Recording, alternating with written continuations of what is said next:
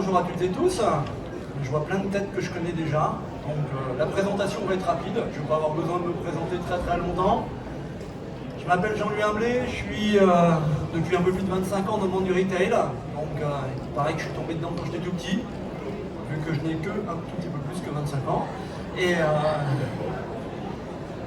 je me définis, on me définit souvent comme l'apprenti sorcier du e-commerce, un peu comme Merlin l'Enchanteur. Je teste des trucs, parfois ça marche, parfois ça marche pas. Parfois ça me pète à la gueule, mais c'est pas grave, c'est ce qui m'arrange dans ce métier. Et dans ce métier du e-commerce. Et puis je dirige une jolie société qui s'appelle Etoline, qui est spécialisée dans les métiers du e-commerce. Et je fais partie des 12 fous qui ont créé un jour cet événement, qui est Grand Est Numérique, qui est Gênes. Et puis quand je vois des salles bien pleines comme ça, c'est ma plus grande des fiertés.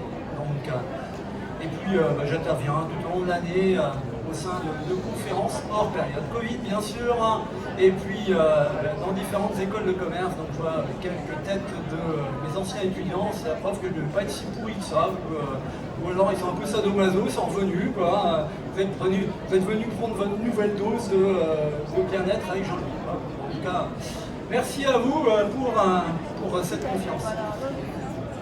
Bon, c'est bien beau tout ça, mais cet après-midi, on est censé parler de magasins, de boutiques, de marketplace et comment s'organiser au quotidien.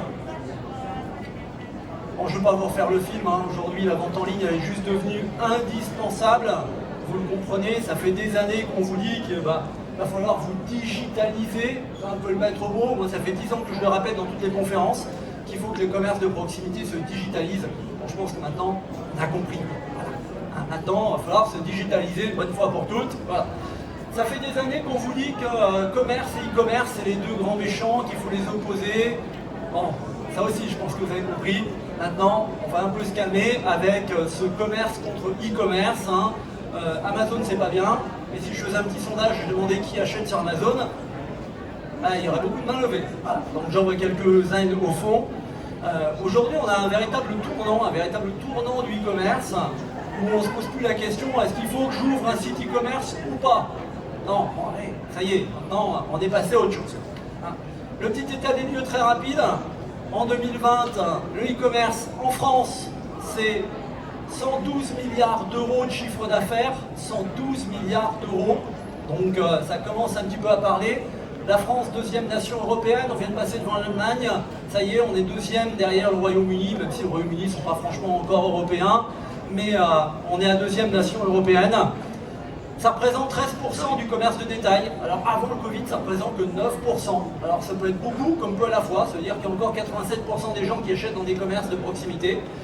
Alors si on compare un petit peu au reste du monde, c'est 14% aux États-Unis. Donc vous voyez, finalement, le géant Amazon, il n'a pas fait mieux que chez nous. C'est 18% dans le monde. Et puis si on se compare avec la Chine c'est 44%. Donc c'est énorme. Voilà. Donc, 98% des cyberacheteurs sont plutôt satisfaits de leur achat qui sont réalisés sur Internet. Dans l'ensemble, quand on achète sur le net, on est plutôt content. Et puis ça représente pratiquement 42 millions d'acheteurs aujourd'hui en France. Je vous rappelle qu'on a à peu près 67 millions d'habitants. Si vous retirez ce qu'on appelle les super seniors qui ont plus de 75 ans, et puis tous les jeunes qui ont moins de 12 ans qui normalement ne sont pas censés commander tout seuls, même si Facebook commence à mettre des fonctions achetées dessus, et ça veut dire que pratiquement tout le monde achète sur Internet. Et puis, demain, vous savez qu'il y a une jolie conférence avec la patronne d'Amazon. Et 51% des cyberacheteurs français achètent sur Amazon. Donc, on va arrêter d'opposer tout le monde. De toute manière, tout le monde achète dessus. Donc, et puis, le dernier chiffre pour vous mettre un petit peu dans l'ambiance, c'est que 64% des gens se disent pour le regroupement des commerçants sur des commerces de proximité ou sur des plateformes de proximité. Vous savez, les marketplaces locales, qui est devenu la grande mode. Enfin, il y a 10 ans, il y avait HMS à Metz et la plateforme Achaville, donc finalement, c'est peut-être pas si nouveau que ça. Sauf que d'un seul coup, tout le monde se dit favorable. Alors attention, favorable, ça ne veut pas dire que les gens achètent dessus. On va se calmer. Donc, ça veut dire qu'ils se disent favorable dessus. Et puis, pendant cette période de Covid, le LMS de marché, ça a été un réel débouché pour beaucoup de commerçants. Alors forcément, on peut se poser plein de questions. La FEVAD, pendant le confinement, nous avait dit que 75% des cyberacheteurs pensaient que tous les commerces de proximité devraient pouvoir proposer de commandes en ligne. Bon, après la pandémie, parce qu'on a un petit peu moins de masques aujourd'hui. On est encore loin, hein. On est encore très loin. Bon, vous l'avez compris, ces quelques chiffres, c'est surtout pour vous dire qu'il est indispensable aujourd'hui de vendre à plusieurs endroits. C'est fini, je vends juste dans mon commerce et je prends ma zone de chalandise à 200 mètres de chez moi. Non, on va arrêter. Nous sommes en 2021, même si on a un peu de mal, hein. Voilà, j'arrête pas de dire au bureau, finalement on est encore en 2020, hein. Mais non, on est en 2021, et ben en 2021, il faut vendre un petit peu partout. Un exemple, c'est une petite photo de vacances. Je sais que j'ai des photos de vacances un peu bizarres, hein. Mais une photo de vacances, c'est chez Géant Casino, où en fait, eux, ils ont déjà ouvert une boutique Cdiscount. Comme quoi, hein, même Casino se met à créer des boutiques Cdiscount à l'intérieur dans leur galerie marchand. Eux, ils ont compris que finalement, il fallait aller aux deux endroits. Et un petit rappel, je vous rappelle que Alibaba, ils ouvrent des boutiques physiques depuis 2015 et qu'Amazon depuis 2017. On en parlera demain avec la patronne d'Amazon, mais Amazon Fresh, Amazon 4-Star, Whole Food, tout ça sont des enseignes physiques qui ont été rachetées par Amazon. La preuve que ce monde digital, il est d'autant plus d'actualité aujourd'hui, c'est qu'on a même un champion français, Auchan, pour ne pas le citer, qui vient de vendre une partie de ses magasins. Auchan en Chine, ils ont vendu leur magasin à Alibaba. C'est moche. Donc finalement, c'est le vrai géant qui est Amazon ou Alibaba et qui fait peur. À un moment donné, ils achètent des magasins. Voilà. Alors, l'an dernier, j'avais fait une conférence sur les marketplaces. Je ne vais pas vous refaire une conférence sur les marketplaces, mais sachez quand même qu'aujourd'hui, on estime qu'en 2021, un achat sur 3 en France se fait sur une marketplace. Alors bien sûr, il y a les marketplaces nationales, il y a aussi les marketplaces locales, avec les drives fermiers, toutes les marketplaces qu'on a un petit peu eu en local, un peu partout pendant cette période de confinement. Bon, finalement, on n'a rien inventé, hein. Je suis en train de vous dire que finalement, la vie est un éternel recommencement.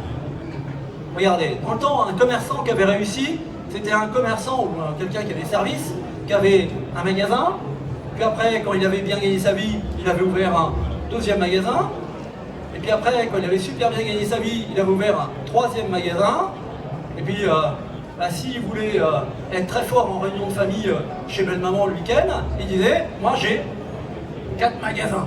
On disait, waouh, il a réussi, quoi. Voilà. Aujourd'hui, en 2021, ça a un peu changé. Vous n'êtes pas obligé d'avoir réussi pour pouvoir dire que j'ai 4 magasins.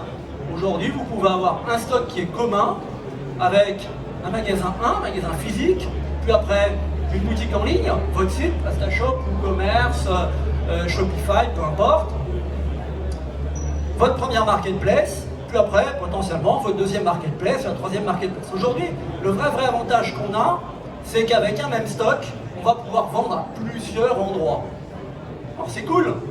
Là, c'est ma casquette de chef d'entreprise et d'entrepreneur qui revient au galop et qui dit, c'est cool finalement, moins de trésorerie, un stock commun. Waouh, ça va être pas mal ça. Ouais, enfin ça a d'autres contraintes. Qui dit stock commun dit qu'à un moment donné, il va y avoir plein de contraintes. C'est les contraintes qu'on va essayer de voir cet après-midi.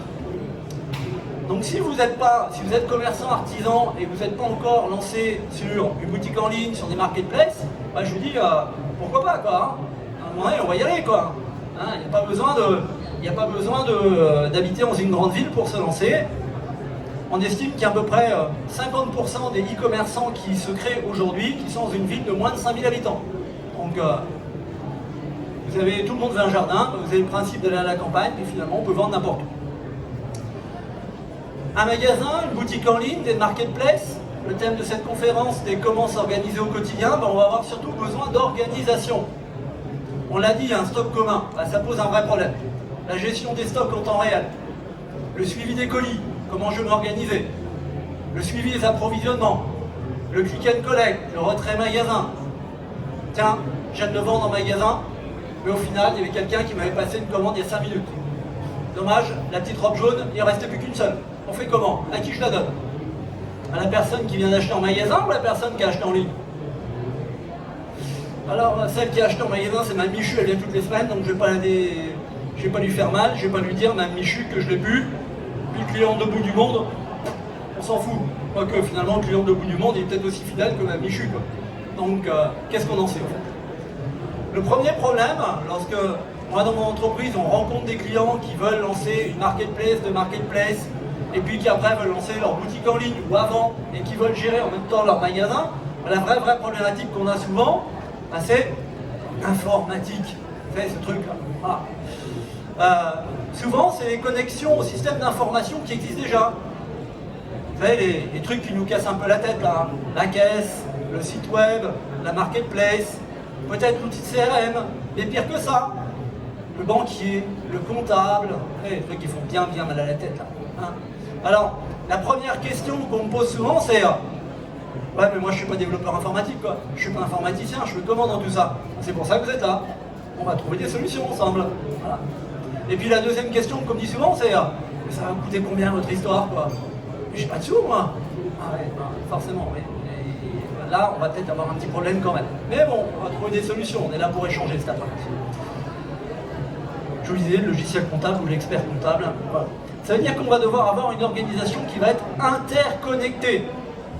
Qui dit organisation interconnectée, ça veut dire qu'on va devoir se faire parler, potentiellement vos marketplaces, avec la caisse de votre magasin, avec votre site web, avec peut-être le système de fidélité, parce que finalement on n'a pas encore parlé, mais si j'ai un système de fidélité en caisse, est-ce que je ne devrais pas à un moment donné avoir le même système de fidélité sur le net? Est-ce que les points que je gagne sur le net, je dois pouvoir les dépenser en magasin? Est-ce que la carte cadeau que j'ai achetée sur internet, je dois pouvoir la dépenser en magasin? Ah, c'est pas facile. Non. On vous l'a dit, hein. J'ai déjà dit, le web c'est pas facile. Le CRM, la relation client, hein, depuis longtemps, on n'arrête pas de vous dire que finalement connaître le client c'est juste essentiel. Au moment où on vous dit que les commerces sont non essentiels, moi je vous dis connaître le client c'est juste essentiel. La comptabilité, la communication, c'est-à-dire qu'à un moment donné, il va falloir que tout se parle. Tout se parle. Et c'est là où est la complexité. Et puis il ne faut pas oublier qu'au milieu, il y a quand même un client. Et il va falloir penser client. Vous savez ce qui fait la force d'Amazon, c'est que Jeff Bezos, il dit pensez client, inventez, et puis attendez. Et puis ça viendra tout seul. Donc, pensez client. Penser client, ça veut dire qu'il va falloir penser service client, il va falloir penser marketing, il va falloir penser vente. Mais dans un principe omnicanal. C'est le principe, bêtement, du CRM. Alors, on a beaucoup de pubs d'Axonaut en ce moment, il y a du Salesforce, il y a du HubSpot, peu importe, quel que soit le modèle, il va falloir penser CRM. Ça veut dire qu'il va falloir que vous ayez un schéma où d'un côté j'ai un site web, avec quelle que soit la plateforme, PrestaShop, Shopify, WordPress, avec son extension WooCommerce, Magento, Oxatis ou même bien d'autres, on s'en fout. Les différentes marketplaces que vous allez vouloir vendre, Amazon, eBay, Rakuten, Cdiscount, AliExpress, La Redoute, les Galeries Lafayette, eux aussi ils sont des marketplaces maintenant. Decathlon qui vient de lancer sa marketplace. Et puis il va falloir connecter la caisse du magasin. Et c'est là où parfois ça se complique. Est-ce que c'est un système open source? Est-ce que je vais pouvoir coder dedans? Est-ce que c'est un système qui est fermé? Est-ce qu'il y a des connecteurs? Ah, c'est pas facile. Alors il existe des connecteurs qui sont un peu tout faits. Il y a deux solutions. Soit j'achète des connecteurs directement Amazon qui se connectent à PrestaShop ou eBay qui se connecte à PrestaShop. Ok. Mais ça veut dire qu'à un moment donné, quand vous faites une vente sur Amazon, elle ne va pas se décompter sur eBay. Ça va poser quand même un problème. Voilà. Donc quand vous faites une seule marketplace, c'est cool. Quand vous commencez à en faire 2, 3, 4, c'est un peu plus compliqué. Il existe des connecteurs un peu tout faits. Il y a des solutions qui existent sur le marché aujourd'hui. Lengo, EasyFlux, ShoppingFeed, Shippingo, je vous en ai mis quelques-uns. Ceux-là, Mania, NetEven, c'est les premiers qui ont existé il y a à peu près 15 ans. 15 ans, vous imaginez, ça fait déjà 15 ans que ça existe ça. Et bien ça veut dire qu'à chaque fois que vous faites une vente d'un côté, en automatique, il vous le décompte de l'autre. Vous faites une vente sur votre caisse, il vous le décompte en automatique sur votre boutique Amazon ou sur votre boutique eBay. Vous faites une vente sur eBay, il passe par le site, il vous le décompte sur le site, il vous le décompte sur Amazon. En automatique. Alors, ces solutions, elles ne sont pas nouvelles, ça fait plus de 15 ans que SolarMania et NetEven existent, mais par contre, il faut s'y intéresser. Souvent, on l'oublie, qu'il va falloir que la gestion du stock en temps réel, ça pose un vrai problème. On a parlé de gestion du stock en temps réel, mais parfois on a une autre problématique. L'autre problématique, souvent, c'est les photos. Je vois tellement de commerçants qui me font des belles photos de plantes vertes. Ah non, en fait, c'était le vase qu'on vendait. Le vase qui est en dessous de la plante verte. Voilà. Et ça vous fait sourire, je vous assure. Hein. Il y a du vécu derrière ça. Hein. Il y a vraiment du vécu. Hein. Et souvent, lorsqu'on voit la plante verte au loin et qu'en tout petit, on nous a marqué vase. Voilà. Donc, attention à vos photos. On vous le répète assez souvent, lorsque vous vendez sur le net, la photo, idéalement, elle est sur fond blanc. La photo, elle peut être en situation, mais l'un n'empêche pas l'autre. Et puis, est-ce que vous allez utiliser les photos de vos fournisseurs ou est-ce que vous allez faire des photos prises par vous-même? Ça, c'est des vraies grandes questions. Souvent, j'ai des commerçants qui me disent « Mais vous vous rendez compte, quoi? Il faut que je m'occupe de ma boutique, quoi, de mon magasin, en fait. » Ah, ben, pas de problème, hein. On vous a jamais dit qu'il ne fallait pas vous occuper de votre magasin. Mais lorsque vous ouvrez un deuxième magasin à l'autre bout de la ville, c'est pas l'équipe du premier magasin qui gère le deuxième magasin. Ils ferment pas le magasin pendant 1 heure pour aller rouvrir le magasin de l'autre côté pendant 1 heure. C'est bien 2 équipes différentes. Là, les équipes peuvent être communes, mais ça veut dire qu'il va falloir du temps dédié entre chaque. Eh oui, comme s'il y avait un deuxième magasin. Et puis attention, une photo qui est déposée sur Amazon, elle appartient à Amazon. Donc ça veut dire que si vous avez fait la plus belle photo de la Terre, mais que vous la déposez sur Amazon, dans le référencement Google, elle appartient à Amazon. Et vous allez me dire, c'est pas bien ça. Ouais, c'est marqué dans les conditions générales de vente. C'est comme les conditions générales de Facebook. Qui a déjà lu les conditions générales de vente de Facebook? Voilà, ça c'est fait. Et ben, les conditions générales d'Amazon, c'est pareil. Quand vous créez votre compte sur Amazon, il y a bien les conditions générales de vente, elles font 42 pages. Vous les lisez jamais, vous mettez oui, hop là. Et à la fin, vous dites, oh mais ils sont chiés, ils me piquent ma photo. Ouais, mais ils vous l'ont mis dans les conditions générales de vente, il a fallu les lire. Hein. Donc ça veut dire qu'à un moment donné, quand vous allez vendre à plusieurs endroits, peut-être il va falloir faire plusieurs photos. Pourquoi? Parce qu'autrement, ça va être plus compliqué pour le référencement naturel. Aujourd'hui, faire des photos, c'est pas si compliqué que ça. Hein. Il existe des petites cabines photos comme celle-là, que nous on a au bureau, qui vous permettent de faire de jolies photos comme ça, d'une manière assez facile. Vendre à plusieurs endroits, ça a aussi plein de complexités. La deuxième complexité, la troisième complexité plutôt que ça peut avoir, c'est le référencement naturel, ce qu'on appelle méchamment le SEO. Si vous mettez le même texte sur Amazon ou le même texte sur eBay que vous avez sur votre site web, il va y avoir un problème. Il n'y en a qu'un seul qui va être référencé. Parce que derrière, Google il va dire c'est le même texte, donc c'est du duplicate. Donc c'est pas bien. D'après vous, entre la notoriété d'Amazon et la notoriété de votre site web, qui c'est qui va gagner? Voilà. Donc ça veut dire qu'il va falloir, vous allez avoir un possible préjudice de référencement de votre site. Donc ça veut dire qu'on vend à plusieurs endroits, on écrit des textes différents, on prend des photos différentes. Ah, je le dis, hein, c'est pas facile, hein, je le dis souvent. Et puis il va falloir bien vérifier vos descriptions produits. Attention à toutes les possibilités d'optimisation qu'il va y avoir. N'oubliez pas qu'au sein de chacune des marketplaces, qu'elles soient Rakuten, Etsy ou autres, elles ont tout un moteur de recherche. Et ce moteur de recherche, il ne travaille pas de la même manière que Google. Donc ça veut dire qu'il va falloir avoir une stratégie d'acquisition, une stratégie SEO qui va être totalement différente en fonction de chacune des marketplaces. Je vous parlais donc du moteur de recherche. Et puis la balise Alt, alors on n'est pas dans un cours de SEO, mais si vous devez retenir qu'une seule chose, c'est balise Alt sur les images. C'est le texte alternatif qui se trouve derrière les images. Si vous mettez la même description et le même titre à toutes vos images, et bien forcément, elles vont avoir un peu de mal à ressortir. On n'a que 20 minutes, donc c'est court. Je crois qu'on a déjà cramé 20 minutes. Bon, c'est pas grave, je vais déborder un peu. Faut pas oublier qu'il y a aussi plein d'autres choses qu'il va falloir prendre en compte. La logistique, les bons de commande. Est-ce que les bons de commande, à chaque fois que vous vendez sur une marketplace, il y a votre nom dessus? Ah bah ça serait cool plutôt, hein. Parce que si votre boutique sur Amazon ou sur eBay, vous l'avez appelé le même nom que votre site web, peut-être que les gens, à un moment donné, ils vont en revenir sur votre site web. Faites attention à l'adresse de retour, faites attention aux expéditions, préparations, faites attention à la satisfaction client. Vous savez, ce système de notation, vente sur les marketplaces, ça peut prendre beaucoup de temps à vendre dessus, mais derrière, ça peut être très rapide à être banni. Vous avez un 1 sur 5, game over. Donc derrière, pas de bol, vous avez passé tout ce temps pour pas grand chose. Donc attention aux avis clients, attention à la satisfaction client. Finalement, vendre à plusieurs endroits, encore une fois, ça s'improvise pas, et c'est plutôt un bel exercice du quotidien. Ça veut dire que vous allez pouvoir potentiellement mettre des alertes en place. Mettre des alertes en place, c'est-à-dire avoir une alerte à chaque fois que vous avez un stock qui est bas. Tiens, on va peut-être aller vérifier en magasin qu'il n'y ait pas quelqu'un qui l'a acheté 5 minutes avant, si c'était la dernière robe. On va peut-être avoir une alerte à chaque fois qu'on ait un stock à réapprovisionner. Il m'en reste plus que 5. Je le vends à 3 endroits. Il faut peut-être que j'aille jeter un œil s'il ne faut pas que je repasse une commande. Il va falloir faire un point sur toutes les commandes qui sont en attente. Quand vous êtes sur les marketplaces, c'est des gens qui mettent au panier.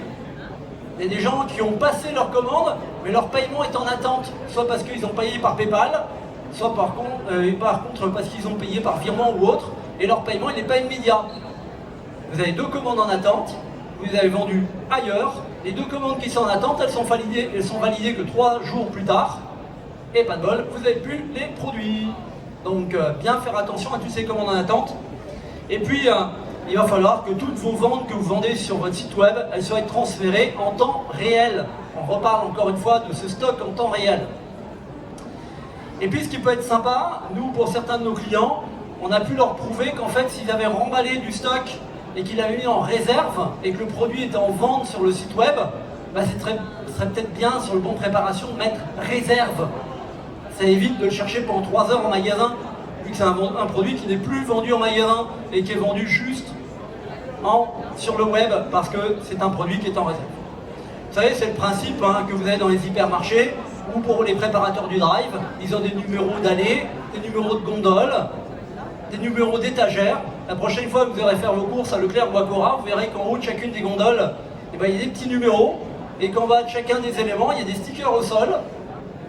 Vous avez peut-être toujours apparu, tiens c'est bizarre, pourquoi ils ont numéroté les gondoles? Tout simplement, c'est parce que les préparateurs de commandes, sur ce qu'on appelle leur PDA, c'est-à-dire leur machine qu'ils ont au bras, et bien ça leur dit, allez 12, élément 27, étagère 3.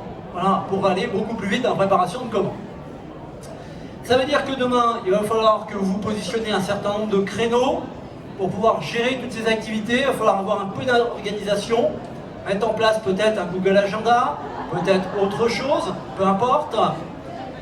Des créneaux pour la préparation de commandes, des créneaux pour aller emmener les colis à la poste, ou le passage des différents transporteurs. S'ils passent à 16h, bah, ce serait bien que, même si vous avez 4 clients dans la boutique, que vos colis soient préparés à 15h40 ou à 15h30, ça serait quand même mieux. Mince, j'avais 3 clients dans la boutique, j'ai oublié de faire les expéditions aujourd'hui. Eh oui, c'est dommage, c'est arrivé 3 jours de suite. Finalement, vous êtes tapé un 1 sur 5 en notation par l'acheteur à la fin parce que vous ne l'avez pas livré dans les 48 heures comme vous y étiez engagé. C'est quand même dommage, mais c'est comme ça. Il va falloir que, bien sûr, mettre à jour les stocks, c'est un peu le nerf de la guerre. Il va falloir mettre à jour les nouveautés. J'entends parfois des commerçants qui disent « Les nouveautés, je les garde dans ma boutique, je ne les mets pas sur le web. » Ok, super. Je les garde pour mes clients. Pourquoi? Ceux qui sont à Bordeaux, c'est pas vos clients?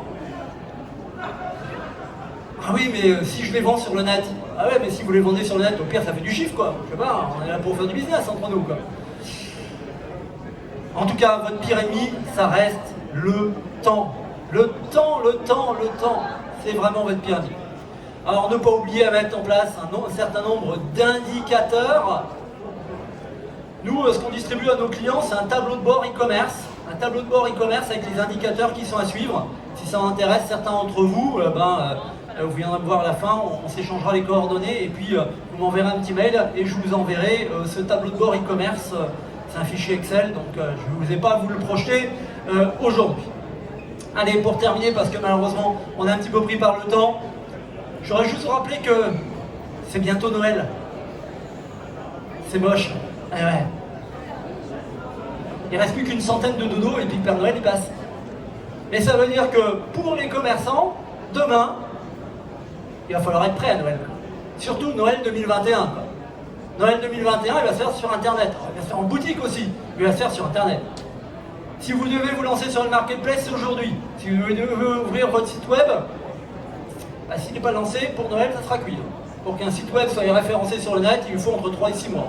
Donc là, la guerre, elle est presque déjà finie. Cependant, bien prendre en compte que peut-être vous allez avoir des stocks à Noël, peut-être il va falloir les vendre. En tout cas, les marketplaces, le site web, ce sont des choses qui peuvent vous aider à développer sur Noël Attention, il va falloir mettre en place une certaine organisation, je vous l'ai dit, ça on ne vend pas n'importe comment sur le web, d'autant plus lorsqu'on additionne les différents points de vente, bien comprendre ces différentes complexités, et puis surtout prendre le temps d'analyser. Sachant qu'en plus, chaque magasin est différent, chaque configuration est différente, en fonction de la caisse, en fonction de la technologie du site web, en fonction de l'organisation interne. Donc il n'y a pas de formule magique, il faut analyser, il faut regarder, et puis essayer de mettre le plus de connecteurs possible, parce que le faire à la main, c'est cool, mais parfois il faut dormir, quoi. Entre 2h et 3h du matin, de temps en temps, il faut quand même un peu dormir. Hein. Donc, même si parfois je dis souvent que dormir est une perte de temps, mais parfois on n'a pas le choix quand même. Hein. Donc, est-ce que vous avez des questions ?